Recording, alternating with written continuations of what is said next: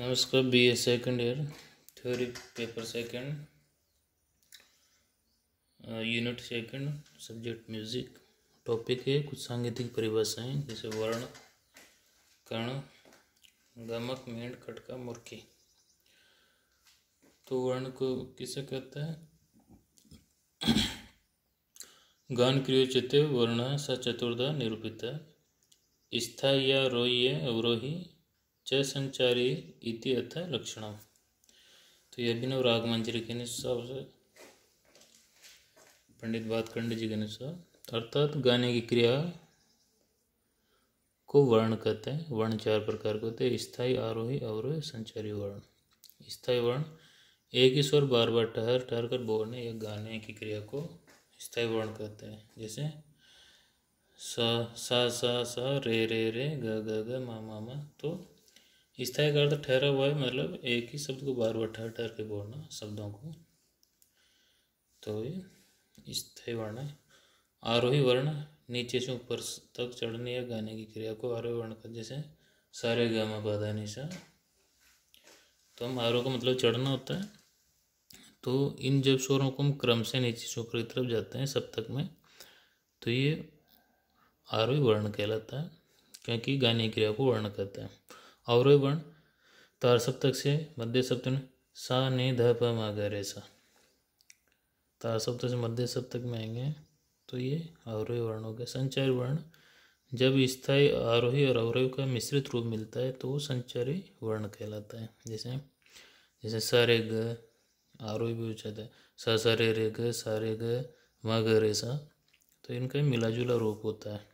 जैसे सा रे ग ग म ग रे सा, ग म प म ग रे सा। तो इनका मिला जुला रूप हो जाता है। तो ये संचारी वर्ण है। कर्ण स्वर, कर्ण स्वर जिस स्वर को पास वाले किसी दूसरे स्वर से अल्प स्पर्श करना, किसी स्वर को किसी स्वर को पास वाले किसी दूसरे स्वर से अल्प स्पर्श करना कर्ण कहलाता है। ये पूर्ववर्ती स्वर अथवा परवर्ती स्वर का भी हो सकता है। जैसे पूर्ववर्ती, जैसे रे जाएंगे तो उसमें सा का कर्ण, तो सा खोल का सा टच करके रे में ठहरेंगे, तो ये पूर्ववर्ती हो गया, मतलब पूर्व स्वर का कर्ण लगना। बाद वाले स्वर में पूर्व स्वर का कर्ण लगना पूर्ववर्ती, और परवर्ती मतलब पूर्व वाले स्वर में परवर्ती स्वर का, मतलब बाद वाले स्वर का कर्ण लगना। जैसे ग से के बाद वाला माँ है तो माँ का ग में कर्ण लगना, तो इसमें माँ कोल का सचो के ग में ठहरेंगे। तो ये इस प्रकार इस कोमलता से इनका स्पर्श करना कर्ण स्वर कहलाता है। तो जिस स्वर को कर्ण लगाया जाता है वह स्पष्ट रूप से ग बजाया जाता है। मतलब जैसे रे में कर्ण लगाएंगे तो सा को छू के रे को स्पष्ट गाएंगे, ग को स्पष्ट गाएंगे, और म को छू के कोमलता से यूज किया जाएगा। परंतु ऐसा करते समय कर्ण स्वर काल का प्रयोग या स्पर्श किया जाता है। उदाहरण के लिए हारमोनियम पर यदि ग को म का कर्ण देना हो तो म की चाबी को छू कर या दबाकर तुरंत ग पर लाया जाएगा।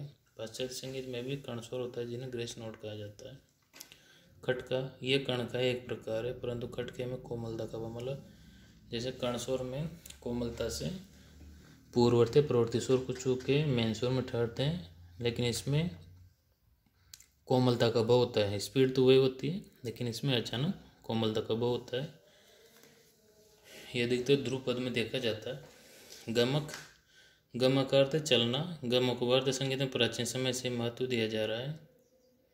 प्राचीन विद्वानों के अनुसार गमक के कारण ही संगीत में रंजकता उत्पन्न होती है।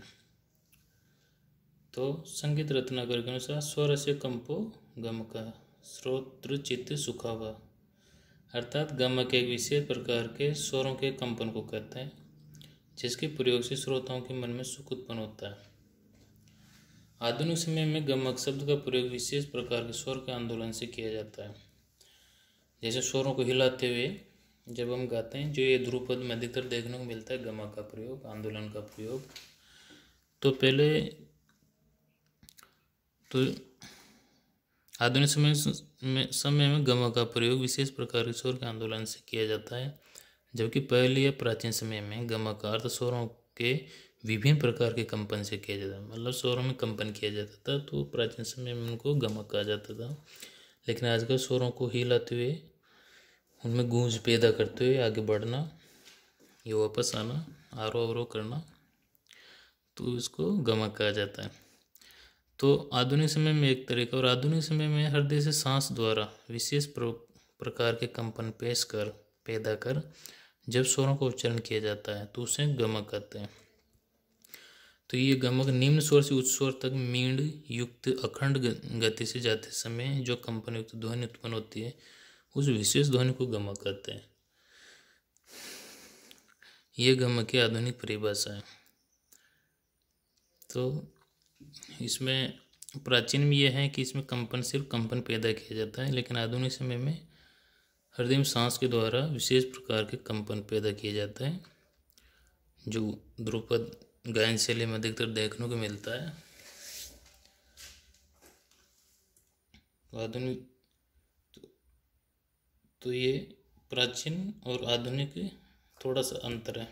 प्राचीन में स्वरों में कंपन करना और आधुनिक में स्वरों को आंदोलित करना गमक प्रकार है। तो ये आधुनिक प्रयोग संगीत रत्नाकर में गमक के 15 प्रकार बताए गए हैं, जैसे तिरीप, स्फुरित, कंपित, लीन, आंदोलित, वलित, त्रिभिन्न, कुरुला, आहत, उल्लासित, प्लावित, हुम्फित, मुद्रित, नामित और मिश्रित। तो ये गमक के प्रकार हैं संगीत रत्नाकर के अनुसार। तो इनका विस्तृत डिटेल से अध्ययन नेक्स्ट वीडियो में किया जाएगा। धन्यवाद।